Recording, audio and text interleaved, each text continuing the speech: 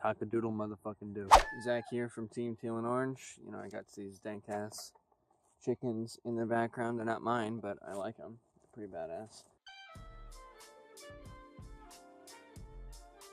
Just doing a quick little vlog. I'm back in kind of my home area here to work with Team Teal and Orange for this winter break, and we're going to get some stuff done. Just got done with my morning reading.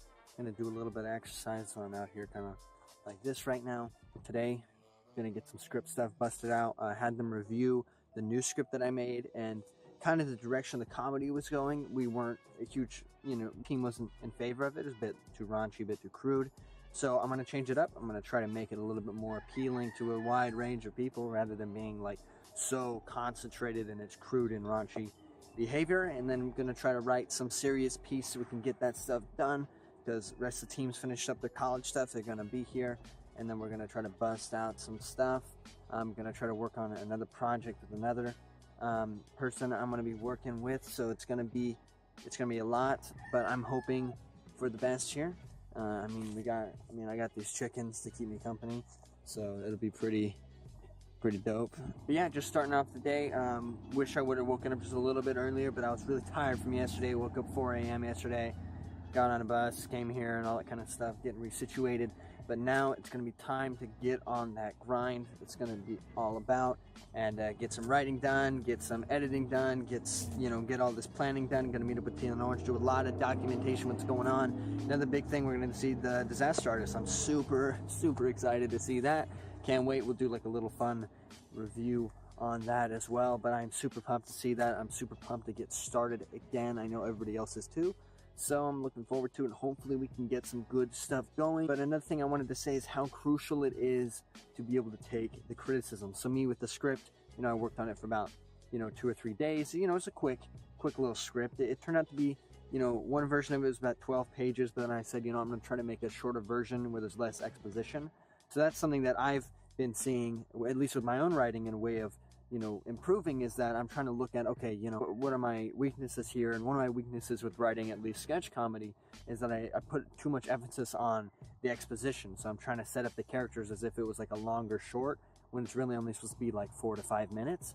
And it makes the script end up being like 12 pages because there's 4 pages of exposition, and that's not necessary. So a good rule that I'm trying to get is limit my sketch comedy stuff to about 7 to maybe 8 pages, just to make sure it's really concise and it's not just, because there's only so much funny you can fit into the script until it starts, there starts being diminishing returns on the jokes, because you're going to want some good hook line jokes, some good jokes in the middle, and then a big one at the end. See, he likes that idea, but that's what we got to do. And if it's too long, if it ends up being like, from what I've been seeing, looking at sketch comedy stuff on the internet that's been successful and reading up on it, about 5 minutes or less is about the sweet spot to getting all that stuff done. But the other thing is just taking the criticism. So the jokes that I was making on the script were pretty, outlandish and crazy out there. A little bit too crude, a little bit too, maybe within our super inner circle, but, most people probably wouldn't get it. But me taking that criticism is completely vital, because if I just say, no, I like it this way, I'm never going to improve. I'm never going to, try out other things too, because I'm very comfortable writing that very, crude style, because it's, to some extent, it's easy. I mean, all you do is just say really outlandish, absurd humor. But I want to work on being more clever and, having more physical humor. That's what I really want, and I have to, you have to be able to see that and put some amount of pride aside when you write something. And I think that's so valuable, immensely valuable, to be able to take that criticism and actually work it to your advantage. It's a lot about introspection and seeing what you want to do for yourself too. I want to improve, and by improving, I have to see, the opinion of other people and be like, what, I can see the merit in that. Let's change it up. Let's kind of get out of my comfort zone. The comfort zone would be that crude, absurd humor. But now trying to hone my skills a little bit more and do something that's more like clever and creative and more physical humor, and it's not just, the crutch isn't just swearing and crude language. But anyway, the huge thing is just taking that criticism and being able to use it for a force for good to build yourself up. That's one of the biggest things with writing. Again, I'm not super professional at writing, but again, I'm trying to document the journey for people out there to maybe get inspired or to see how they can improve, like how my mission is going on becoming a better writer, better creator, all those type of things. And I think the biggest thing is just having that awareness to know that you're not going to be perfect, and that you're going to be able to take people's opinion, not take it too heavily, not take it too lightly, but find that golden mean where you're going to be like, all right, I can extract value out of this criticism, and I can see how it's going to help me. Because sometimes there's going to be criticism that might not be founded, and you need to have that self-respect and discipline to be able to argue why you made something the way you were. In this case, I definitely saw the criticism and I said, you know what, you guys are right. But there could be something in the future where I might be like, no, I actually do like the way it's written. But you need to be able to support that with some sort of rational ideal, right? You don't want to just be like, well, it's because I made it. You want to have a good reason for it. And it's supposed to be meaningful, and it's, you know, you can see the style within it. But then again, it's all about just taking it and not, you know, taking it too personal. So even if I feel like my idea is super great, but the whole team is like, no, man, I just don't see it. I mean, at that point, you might just want to cut the loss and be like, you know what, let's try it how you guys want to see it. Let's see. And then you might even like it even more. So I think the best thing is just to taste the different things.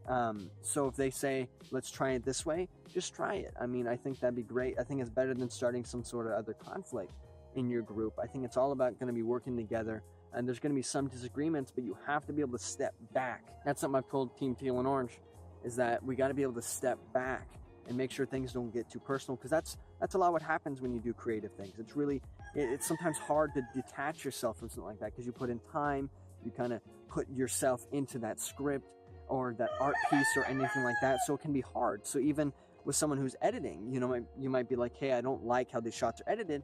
You want to make sure you don't take it too personally, and for one, you can justify what you did, so you actually understand why you edited it the way you did, and then maybe you can change their mind, and maybe because maybe you'd be right, and maybe they're just having a flawed perspective. One of the other greatest things is just being able to step back, especially when you're in a team, be able to reorient yourself and say, you know what, I'm going to listen to what you have to say. I'm not going to take it personally. I'm just going to do what we need to do to make some great stuff. But I won't bore you anymore with this for today. I'm going to get my little fitness stuff going, do some running, maybe, you know, a little bit of stuff like that. Get myself all juiced up for the day. Going to have a meeting with another person for a project, and then hopefully I can start organizing my ideas for our first big Teal and Orange meeting now that we're back home. And maybe we can start getting stuff going, see the disaster artists start making videos. We got a bunch of cool ideas that haven't been posted just yet, but you guys will see them, because we'll be documenting a lot of our creative process to, you know, show to the world, to maybe inspire some other people, give them some ideas on where to jump off on, and just a good, almost an accountability measure for us, that we do what we need to do and we show that we're doing everything we can to succeed. Zach with the Teal-Talk vlog, that's going to be it for today, but I hope you guys get out and create things today, and know that even if the script that you make isn't going to make the cut, you're still going to improve. That's how I'm seeing it today. Got the critique yesterday. I know that I'm improving, so it's not even a bad thing that that script failed. It's good. I'm going to get better. We're going to make some good stuff, and I hope you guys make some good stuff too. Have a good rest of your day, and good luck.